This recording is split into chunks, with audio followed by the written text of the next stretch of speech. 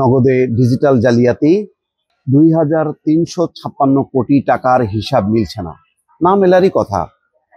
নগদ শুরুই হয়েছিল একটা অস্বচ্ছ প্রক্রিয়ার মধ্য দিয়ে, এবং এখানে হচ্ছে নগদ জাল জালিয়াতি, নগদ অর্থ কড়ি লুণ্ঠন, এগুলো মিলেই হচ্ছে আসলে নগদ। নগদকে যে সুযোগ সুবিধা দেওয়া হয়েছিল অন্য তার যে প্রতিদ্বন্দ্বী, তাদেরকে সেই সুযোগ দেওয়া হয়নি। বিকাশ কি সেই সুযোগ পেয়েছে? পায়নি, কিন্তু নগদ পেয়েছে। নগদের পৃষ্ঠপোষক কারা ছিল, নেপথ্যে কারা ছিল, এগুলো একেবারেই পরিষ্কার। সেই কারণেই নগদটা যে ব্যবসার আড়ালে জালিয়াতি হবে, লুটপাট হবে, এটা মোটামুটি পরিষ্কার।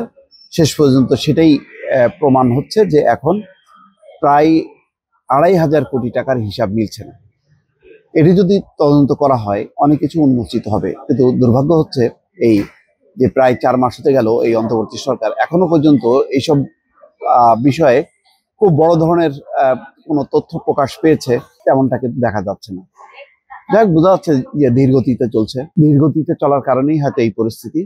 খবরে বলা হচ্ছে মোবাইলে আর্থিক সেবা প্রদানকারী প্রতিষ্ঠান নগদ লিমিটেডে বড় ধরনের জালিয়াতির অভিযোগ পাওয়া গেছে। ভুয়া পরিবেশক ও এজেন্ট দেখিয়ে প্রতিষ্ঠানটিতে আর্থিক জালিয়াতি এবং অতিরিক্ত ইলেকট্রনিক অর্থ বা ই মানি তৈরি করা হয়েছে। এসব কারণে হিসাব মিলছে না ২৩৫৬ কোটি টাকা।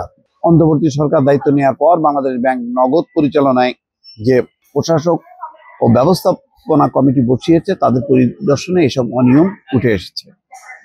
অনুমোদনহীন পরিবেশক তৈরির দায়ে ৬ কর্মকর্তার একটি তালিকা চূড়ান্ত করে তাদের বিরুদ্ধে আইনি পদক্ষেপ নেওয়ার জন্য ডাক বিভাগের কাছে পাঠানো হয়েছে। এছাড়া নগদ পরিচালনায় জড়িত ব্যক্তিদের বিরুদ্ধে আইনি ব্যবস্থা নিতে ডাক অধিদপ্তরকে চিঠি দিয়েছে নগদের নিযুক্ত প্রশাসক মোহাম্মদ বদিউজ্জামান দিদার। নগদের শীর্ষ পর্যায়ের ৫ কর্মকর্তাকে এর আগেই বরখাস্ত করা হয়েছিল। নগদে যখন এসব অনিয়ম সংঘটিত হয় তখন এর পরিচালনায় আওয়ামী লীগের একাধিক এমপি এবং প্রভাবশালী ব্যক্তি যুক্ত ছিলেন। সবার চোখের সামনে এসব অনিয়ম হলেও চুপ ছিল কেন্দ্রীয় ব্যাংক এবং ডাক অধিদপ্তর। ডাক অধিদপ্তর নিজেরাই যুক্ত ছিল এই অনিয়মের সঙ্গে। কর্মকর্তারা বলছেন নগদে ঘটা অনিয়ম টাকার হিসেবে দেশের সবচেয়ে বড় ডিজিটাল জালিয়াতি। তাই সিদ্ধান্ত হয়েছে নগদে ফরেনসিক পরীক্ষা হবে। ফরেনসিক পরীক্ষা হলো কোনো প্রতিষ্ঠানের আর্থিক লেনদেনের বিস্তারিত খতিয়ে দেখা, যার মাধ্যমে জালিয়াতি, অনিয়ম এবং এর সুবিধাভোগীদের খুঁজে বের করা সম্ভব। তবে জালিয়াতির কারণে যে আর্থিক দায় তৈরি হয়েছে তা ডাক অধিদপ্তরের ঘাড়ে পড়ছে, কারণ মোবাইলে আর্থিক সেবা দিতে যে সাময়িক অনুমতিপত্র দেওয়া হয়েছে সেটি তাদের। ডাক অধিদপ্তরের পক্ষে সেবাটি পরিচালনা করে নগদ লিমিটেড, যা একসময় ছিল থার্ড ওয়েভ টেকনোলজি লিমিটেড। এ বিষয়ে যোগাযোগ করা হলে ডাক অধিদপ্তরের মহাপরিচালক SM শাহাবুদ্দিন জানান, এই বিষয়ে আইনি পদক্ষেপ গ্রহণের কার্যক্রম প্রক্রিয়া চলছে।